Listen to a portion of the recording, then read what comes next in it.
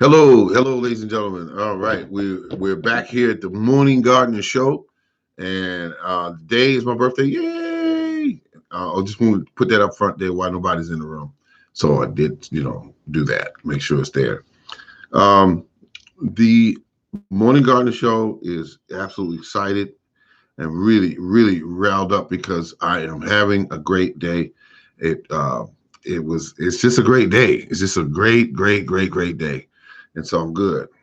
Um, wait a minute. I know what I need to do. I need to, first of all, thank each and every one of you for y'all that sent to me out the birthday congratulations. I appreciate that very much. It has been the most focal point of my whole day, as people did, go and say that. I have everything on target tomorrow. They said we're going to get rain today. I thought it was going to come around noon. And that's just part of gardening, because when the weatherman or weather person gives you an opportunity to, track the weather, easy. A lot of times they botch it up. And they did it today because today, when I got in this morning, I could have cut grass. I could have put in some more corn plants. I could have put in some squash or pumpkin plants. And it didn't happen because of the simple fact that the weather person said, rain by noon. And it's now 6 o'clock, and it's not.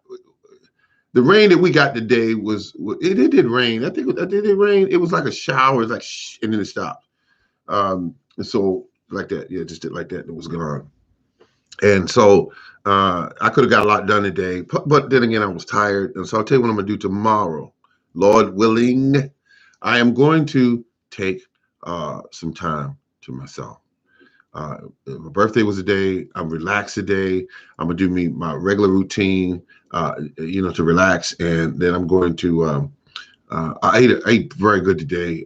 Got in the mood to really do some cooking, and that was a lot of fun too. I love it when a great meal comes together, But oh my God, they got me cutting back on everything from salt to sugars and everything, and I'm like, but it's worth the effort. It's definitely worth the effort. Thank you for the thumbs up. Thank you very much. Now, somebody is going to be the first one of the day to pop in that room to say hello or good morning or happy birthday or something. Somebody's going to be the first one to pop in there. I know it. I can feel it. But there's one lady that usually pops in the room before anybody. She might be not in today, but she usually comes in, looks at it, say, that's the Morning Garden Show. Click, click, click, click. Hello, how you doing, Morning Garden, or whatever. And it does body good. Milk does a body good. Corn is doing good. I'm having a fun time. I got to remember to keep feeding these plants, because when you feed them, they just do better, and you want to make sure that you keep that up. Heavy feeders like what's the other one? Potatoes. My potatoes, I definitely overfed those, and they're doing quite well. So everything about this show is targeted around success. And if you're out there and you're giving it a try and you're giving it your best effort, then you are successful. So I want you to keep that in mind when it comes to gardening. You'll never, ever, ever learn everything there is to know about gardening. You'll never even learn everything there is to know about even one particular species that you plant, because it's just such a broad subject that you just can't. You can learn enough to grow potatoes. You can learn enough to grow corn successfully. But you will never learn everything there is to know about corn. Thank you very much, Stan. Thank you very much, Miss Lisa. Miss Lisa was the first one in the room to wish me a happy birthday. I appreciate that very much. Thank you, Miss Lisa. All right, the rest of you can go to no. But the thing about it is, I'm just having a great year this year. I'm experimenting with things. Oh, thank you very much. Happy birthday. Oh, wow. Gray. Yes. Oh, my goodness. Novo, happy birthday. Thank you very much. All right. I appreciate it. Thank you very much. All right. That does a body good. But let me just say this to you. I'm having such a great time with the garden. My most important part of doing this garden now is just setting up soil building soil. So I'm using like mad amounts, folks. I'm using mad amounts of organic matter in the soil. I still think I did buy too many supplies this year. I went overboard, but I'm glad I did. I'm glad I did because I will use it. You know, you will use compost. You're going to use vermiculite, perlite, uh, uh, peat moss. You're going to use it, so it's not a waste. And as I said to you earlier, when you go shopping, I had a friend of mine. He went shopping today. I think it was today or yesterday, but he put up a post where he was showing me what he did, and he's learning. He's learning. He's really learning fast. Um, and he learned that you got to shop for these items and have enough bank to the side. So when you see something that you says, "Oh my God, that works for me," you go right ahead and you purchase and you get what you want. And he did that. He definitely uh, got his items, and he is all set. Let me see if I can find what he bought 10 bags. Hello, how you doing? Hello, hello, hello. All right now. But happy to be here. Yes, I am new, but I'm happy to be. Congratulations! Thank you for stopping in on the show. We're just a couple of family members that enjoy gardening, and none of us are know-it-alls. We're just learning, and we're there, and it's about being successful at gardening, because anytime you just give it effort and you keep trying, you're successful. You're successful at gardening. It's amazing. A lot of people say, "Oh no, you got to be at certain levels of being a master gardener and that sort of thing." No, no, you just have to give it a try and keep trying, because it's one thing about gardening. Most people will agree to is that there's so much mis information out there. You can get lost in that sea of that. Everybody that comes on that writes a book or that does a tape or that does a gardening show or that does whatever. I'm very new to gardening, but I love it. It fits right in. Gardening is a beautiful thing, and it also is spiritual. You'll get into that zone sometime. When you go out there and on your property and you just look down at your flowers or your plants, whether it be tomatoes or whether it be collard greens or whether it be okra, whatever the plant may be, and you'll look at you'll marvel at the absolute beauty that they possess, the tranquility that goes through your mind when you're looking at them, going, "Wow, look at this form of life.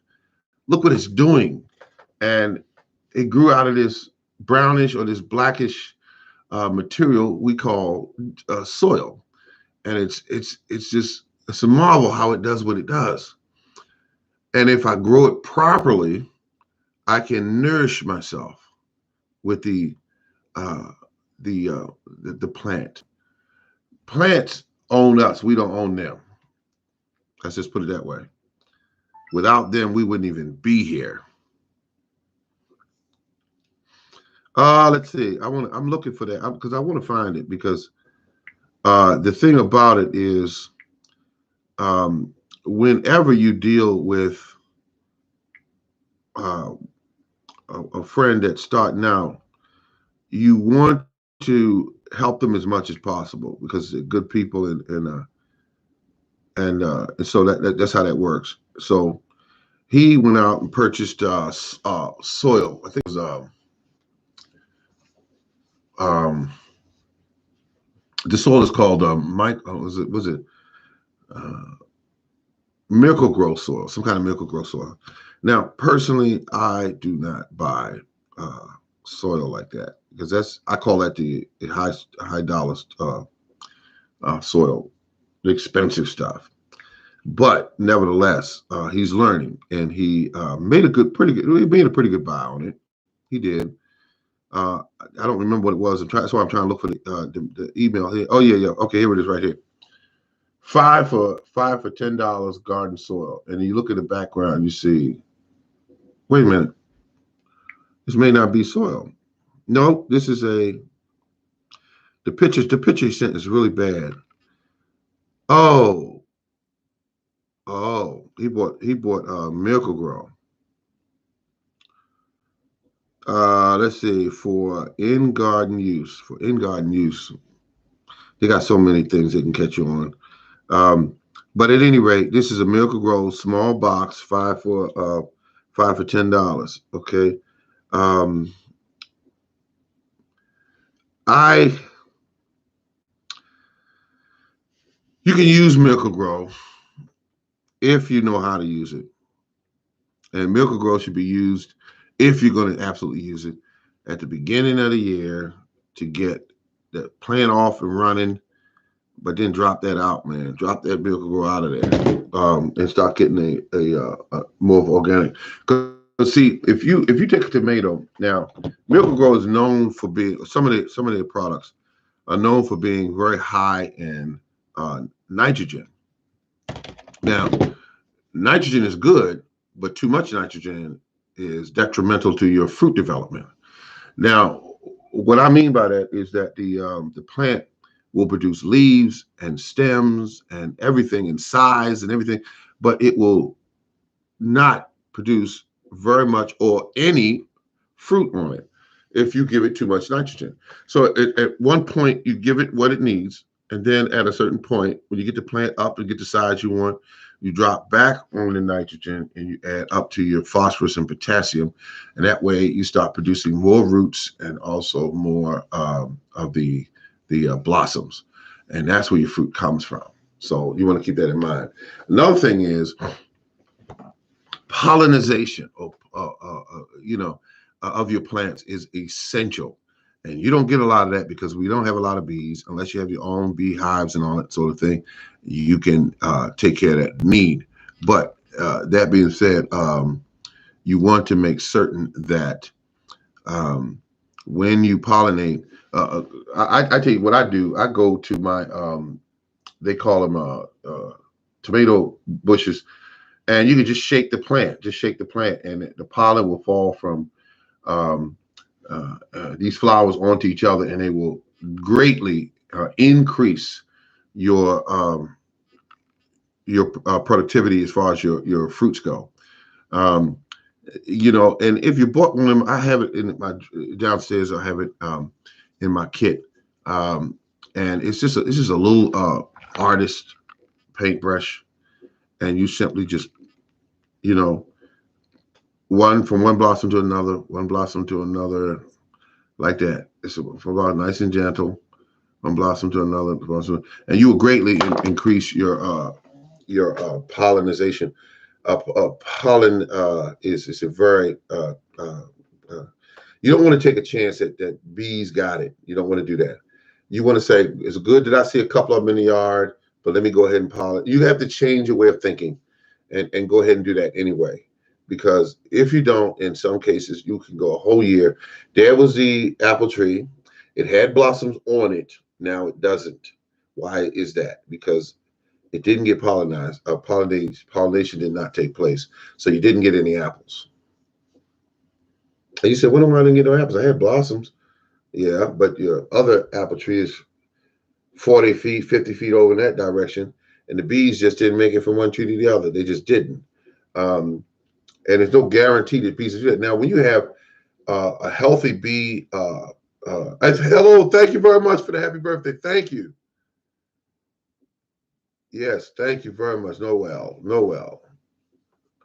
Hello, everyone. Yep, the man is typing somebody, boy. Um, but when you do that, you make certain that you have fruit, and you want to have fruit.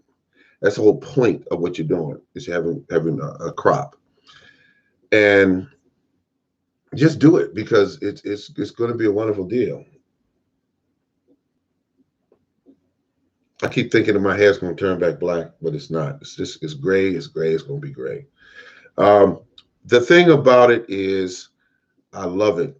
I love it the way I look out at my trees now, and I went out there and grab pollen from one tree to the other, and just went throughout and crossed them. The cherry trees are amazing. When the year comes in, when the spring comes in, and they start putting this beautiful show on. The only one that can somewhat keep up with it is my peach trees. Um, peach trees and the apple trees come on, got the beautiful white blossoms.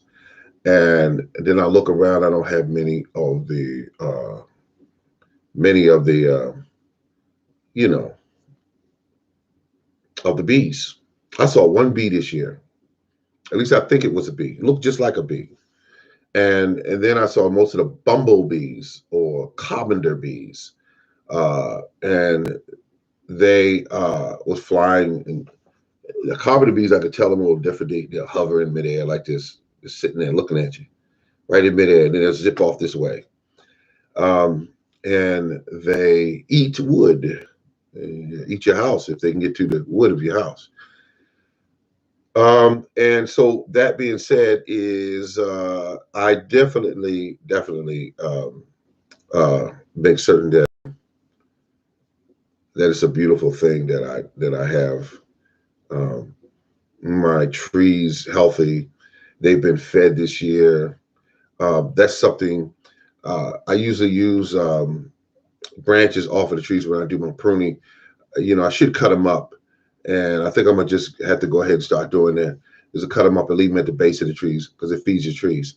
Um, and if you leave more space open to decay and so that the elements can get to it, the quicker it'll break down.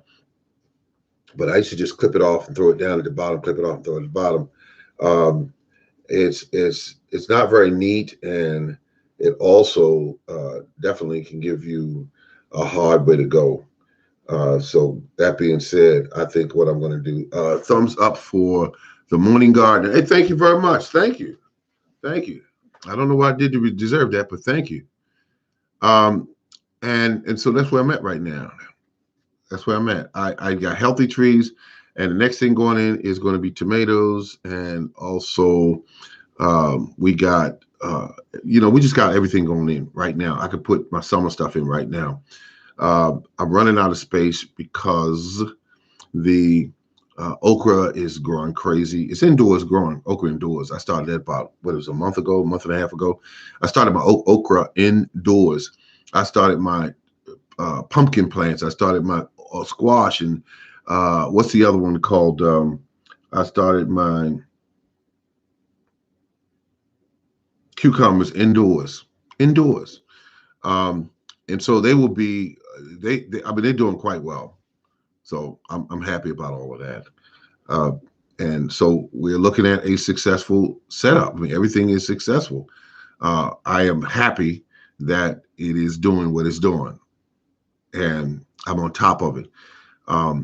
Paying close attention to your plants. I mean, you got to check them, and I mean it, folks. You got to check them daily. Daily. Don't let days go by and say, "Oh, I watered the seedlings yesterday, so I'm good." Don't do that. I made that mistake before. Sometimes it'll dry out, especially if you're growing high numbers in a small container, which I do. I'll grow 18 plants in a 3-inch pot and get beautiful results because I want to grow in bulk, because I do not believe in if I need seedlings, I go and say, how many do I need? Well, I need 6, and I'll do 6. No, if I need 6, I'll do 15. Because I want to make certain if anything happens to the ones I put out there, I still got backups. Peace, brother. Peace, family. Hello, hello, hello. Happy birthday, sir. Sir, we're formal here today. Thank you. Thank you very much. Thank you very much. I appreciate it, though. I appreciate it.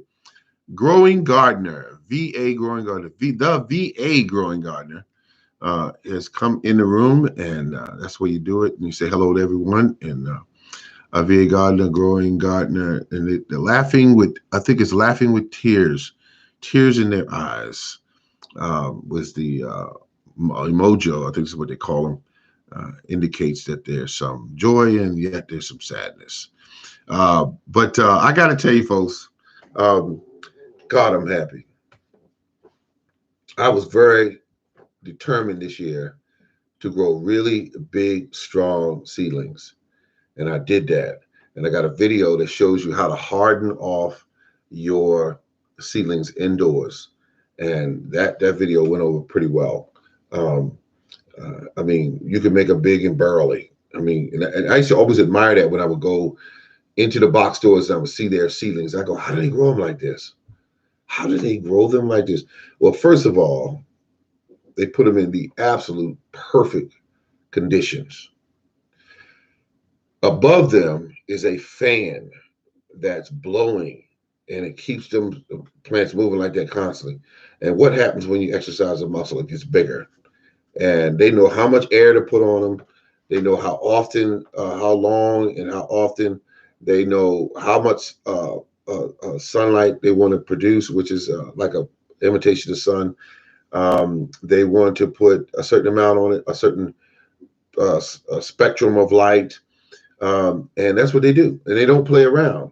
These people, their game is making money on seedlings. They don't have time to be uh, not getting it right. They have to get it right because these companies can got other companies to go to. If you can't do it right, they got other companies to go to, and that's how that rolls all the way downhill every day. That's how it rolls. Frank can't get it done right. Let's go over to Sarah. Sarah, what do you got? We want 100 billion plants. Okay, good. 100 million plants. We'll get somebody, sit somebody out there. They come and check the stock, see what we got. We'll go from there. And then they write the check. Sarah's got what they want. Each year, Sarah's got what they want. Guess what? Frank's going to be out in the cold if he can't keep up. Um, and so I try to grow the best seedlings I can because I like knowing that the seedlings are high quality. When they go in the ground, they stand a better chance of survival. Tomato plants, what do you want to do? Tear away some of the leaves and plant them as deep as you possibly can. When you do this, um, they do better. They produce more roots. And most plants, what you want to do is produce roots. Roots is what you need. Roots is what make the plant stronger and produce better. Now, another thing is when it comes to tomatoes, you want to make absolutely certain that you give it as much organic matter as you can. And a lot of us can't afford to do that. Let's talk about cost for a second. How many times you were fertilizing something? Let me see. And you looked at your bag and you said, oh, I'm going to see how many people I got in this room that are totally, we all family. We all family. We all family. Let's see how many of us are totally honest. Have you ever looked at a bag and said, God damn it, I'm running low on fertilizer? Well, let me see, can I space it out between these plants? I'm going to just see if I can, I only had this much. Let's see. What can I do? God darn it. What can I do? And that's how they do, because you got to remember, I'm looking at just some pretty stuff in here. Look at the smoke coming out of here. See it? Dust. Okay, I don't want too much of that in my face. Let's see. Happy birthday, Morning Garden. Oh, thank you. That's a unique way to write it. I'm saving my ink. There we go. No, I'm just kidding around. I'm just having a good time. Here's what we got, folks. This is eggshells. What is eggshells? Tell me, somebody. Come on, tell me. Is it fertilizer or is it just eggshells? Okay, I'm gonna give you the answer since nobody came up with it. It's both. These are eggshells. Once I ate the eggs from them, I could have tossed these in the trash can. But I didn't. It's about 2 pounds. Yeah, it was calcium, potassium, absolutely. Beautiful job. But look at this. I sprinkle this in there with some potatoes that you planted, or I sprinkle this in there with some ginger that you just planted, or I sprinkle this in there with some carrots, or I sprinkle this in there with some turnips. Guess what's going to happen? It's going to produce, because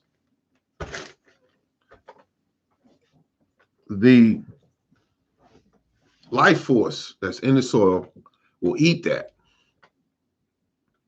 It will go through their digestive system and be excreted. Once it's excreted, it's in the form that your plants can eat. Do you have the proper number of what we call bacteria and And you know, the life force that's in your soil. Do we have a proper number or proper types of um, what your soil should have in it? You'd have to get a soil test to really narrow that down and tell. Or you can watch results. If year in and year out you're growing great vegetables, they're growing fast and big, and you still keep adding organic matter in the soil. I said to everyone last year, I said, go get the leaves in your neighborhood. When your neighbors bag them up, and especially the clear bags, and you know the neighbor, he or she didn't put trash in the bag with the leaves. But if you go get those leaves in the fall, you are setting yourself up for a successful garden. But it was a gentleman up the street from me. I've never met him, but I've seen his garden, and I used to stop by sometime and look at his garden. And what he would do is he would put all of this. He would put all of the leaves on top of the soil, and he would till them in. Big mistake. Big mistake. He locks up all the nitrogen in the soil for the whole year when he does that. And I haven't met him and had opportunity to talk with him. But when I did leaves, I did that 1 year, and I was clear never to do that again, because everything I put in the ground on top of those leaves failed. And I didn't know why. The soil was dark and it was rich and it was all that, but everything was locked up. Everything in that area was locked up. And I put tomato plants in and pepper plants in, and everything starved to death and died because the plants were not growing at all. They did not have one of the most important needs that the plant has is nitrogen. And it wasn't there because it takes nitrogen to break things down. And when you put in 2.5 feet of leaves in the soil, you lock up your nitrogen. So I got smart and I started putting my leaves on top of the soil. And when I go to plant, I move the leaves to the side. That's all I do. Move them to the side and plant. And when I did that, I got results. I got results because the biology in the soil was up to a feverish pitch because of all of that organic matter on top of that soil. The other thing is the organic matter that was on top of the soil had these weird, I call them weird, worms coming in from different areas of my yard or on other people's yards, and they move fast like that. That's how they move. If you pick them up, they're liable to break themselves off. Or you said, wait a minute, what is that? You got to look at it twice before you pick it up because it looks like a snake moving. They don't move like your regular night crawler. But let's just say this like this, folks. Long story drawn out is this. My soil has worms in it. Never had that before.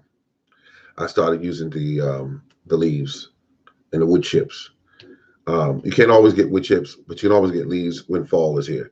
And when the fall comes, if you got a pickup truck, I did it with a car. I was that desperate. I did it with a car. I moved 40 bags one night, and I didn't even know this neighbor. I drove up the street. I kept making loops and coming by and getting those bags. And that was kind of crazy because it was in the dark. I couldn't see what I was doing. And I'm in front of some people's houses grabbing bags that they set out there. They stacked them all neatly, and it was in clear plastic bags. And I would go to my house. I was tired. Just got off work that night. And I was desperate. I'm the morning gardener. I got to get this stuff done. I have to make it work. And when I would go out there and I would throw these bags I had to walk to the back of the yard, throw them in there. I mean, empty the car out, then go back around there and do it again. And I did it one time. So when I woke up that morning, I looked at how many bags I actually piled up on that garden, and it was just a little mountain back there. And I started to say, okay, now what am I going to do? I said, because this is too big to go and pour all into one pile and let it start breaking down. So I said, spread it on the ground. Why are you putting it in a pile just to bring it right back over here? Why can't it compost right here? And I said, that's what I'm going to do. I started opening those bags up, getting rid of the plastic, opening bags up, opening bags up until it got about 2 feet tall. And then I kept opening bags up. Then it was 3 feet. And I said, God darn, I said, now this is a bit much. I didn't know I had that many leaves. It started to rain later that week, and the leaves got wet. Of course, the day started breaking down. Then it snowed later that month, and then hit the leaves, and it mashed them down. So when all said was done, it was about a foot of leaves on the ground. When all of a sudden done, and spring started coming in, and then it had some more April showers, and it broke it down to about 8 inches in depth. And I said, wow, look at this. And it had all this pretty, pretty, pretty black soil on top. And I said, okay, you still had remnants of leaves throughout. So what I did is when I saw these remnants of leaves, I said, this is not broken down yet. Common sense. It's not broken down yet. So then at that point, I went into the leaves and I moved them to the side and I planted and I saw success. And that was all she wrote. Then after that, I started doing chopping and dropping, chopping and dropping, chop, drop, chop, drop, and leave. I left everything there. I left the remnants. I do things different than most people do. I leave the remnants of all of my plants on my soil. I leave when the weeds grow in, when the grass grows, I cut it down and I leave it right there. So when I learned that I could fertilize my entire garden with weeds, I was off and running, folks. You hear what I'm saying? I was off and running. I did not know it was that easy. I said, oh my God, it's that easy. It's that actually that easy. No one's telling you that on the internet. It's like the word using weeds as fertilizer is taboo. Now, there's some guys and ladies that get on there and they'll say, you can use a comfrey, but it's got to be a certain kind of comfrey, and it must be a certain kind of comfrey.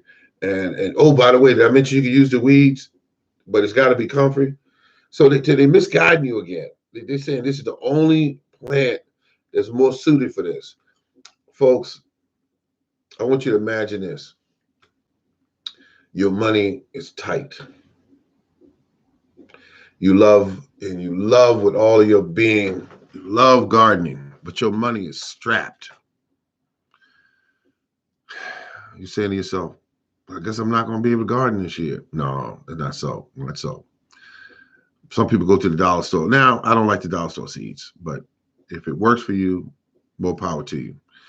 But you save your seeds. You buy heirloom seeds at that. The ones you're going to save. Some people are lucky to get a good, decent return from using hybrid seeds. Some people do. And they keep them so long that they become heirloom seeds. My point is that when you start using weeds, chopping them down, you are doing something great because weeds become compost on your soil when you chop them down. See, the biology in the soil doesn't care whether you use leaves or wood chips, or they don't care. It wants to eat. It needs to eat to survive. If you do not feed your soil, the biology leaves. The biology will leave your soil if you do not feed it. You could have soil one year that was great because you kept up with it and you kept the organic matter put down and you was following all the rules and regulations and everything dealing with putting down compost, but then stop doing it and see what happens. The soil will revert back to poor soil. It will revert back to poor soil. So you got to keep the soil fed. All right. On that note, I'm going to get out of you people's ear because you're family, but I'm talking you to death. But it's been a really good show. And I enjoyed this because this is a show that I like. Whenever you talk about soil with me, I get giddy inside. I mean, something happens to me when I talk about soil. So soil is definitely a winner whenever you get your soil right. And the only way to get your soil right, no matter what no one tells you on earth, and that is add organic matter. That is the key. That is the very, very key of getting your soil prepped properly. You get enough organic matter down, you can take seeds in your hand like this and throw them outside. And if they hit the ground, they'll grow because what the seed needs is there. And that is the biology in the soil. Only thing the seed needs is the biology of the soil. It's all about the soil. That is the garden. That is the garden. Yes, absolutely. I mean, you said a mouthful right there. That's what it is. Because you get the soil right, you got poor soil will always deliver poor results. Rich soil will deliver better results, but even greater results if you know what you're doing. If you know what you're doing, there's so many avenues. I mean, I grew blackberry plants for years. Never knew that if I wanted to get, never knew this now. Watch this, folks. I grew them. I tried to stake them. What was I thinking? Try to stake them at 16 feet tall. The plants were growing 16 feet tall. And I was like, boy, this thing gonna be berries all over it. And it would give me berries and be sweet and good. But here was the issue. Here's the issue. Had cut them off at about 4 or 4.5 feet tall and let them bush out on me. You know what happens when they bush out? They produce more of the main thing you need is berries. Keep your blackberries cut off at about 4 and 4.5 feet, and you want them to bush out to a plant that is bushy as opposed to being just long. You want more berries. So there's certain ways you can prep. Another thing, pepper plants. I see a lot of people growing. Hey, how you doing? Broke Farmer 76, and he writes here, "Hey sir." That's what he said there, folks. He said, "Hey sir." Yes, sir. Let's see what we got here. Homesteaded. All right. And thank you very much. Broke Farmer came in and he says, "Hey to." I said, "Who's this up there?" He said, "Hey to." I don't see them up there, but they're up there somewhere. I said, "Yes, but I got to tell you, folks, I am excited." Oh, okay. I see the person he said hello to. I see he said hey to. But I want to just tell you this: uh, the the ability to get more peppers from your peppers. Let me just give you that for a second. To get more peppers from your peppers, uh, allowing the plant to grow. First of all, giving it a good foundation, which is plenty of organic matter in the soil. Plenty of organic matter in the soil. When you want to grow a plant out to get more of a taller plant, add more nitrogen to get the plant to grow and leaf out.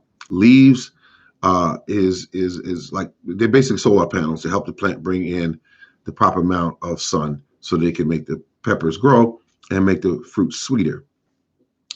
Once the plant get to a certain point of growth, you can switch off the nitrogen and switch it over to phosphorus and potassium to grow more root material and also blossoms. And now blossoms with a pepper is when you want to get more blossoms. A couple things. Well, there's a few things you can do. One is to pinch out the top of the leader, to pinch it out so it'll branch out. Once you get it to branch out, the peppers are you want to cross pollinate these blossoms. And I use a paintbrush. I just go from one to the other, to the other, to the other, like that. Some people shake the plant. You could do that as well, shaking the plant. Every so often, shake the plant. And it will help the pepper plant produce more. Now, once you start producing peppers, it is very important that you make certain that you remove the peppers once the peppers start to grow. Without removing them, they stop producing peppers. You get a plant a signal that, hey, let's just work on growing a plant instead of peppers. But if you remove the peppers, the plant will produce more peppers. The most important thing you could do with pepper plants, as I said earlier, is to make certain that you cross-pollinate those uh, blossoms that are coming forward. You want to make certain that you have them crossed, even if you have to do it. Now, I say do not rely on bees because we don't have enough of them. Wasp, bumblebees, they're good, but they're not as good as a honeybee. Honeybee is the best pollinator of the game, and a lot of them are dying out. So you got to take a responsibility that your plants, whether it be blackberries or tomatoes or corn, you have to be responsible for pollinating these plants. And I'm telling you, if you do it that way, you get a much higher return. And on that note, folks, I want to say thank you very much. This has been the Morning Gardener Show, and thank you very much for being here on my birthday. And this is my birthday show, by the way. I think it's my first one. Yeah, first birthday show.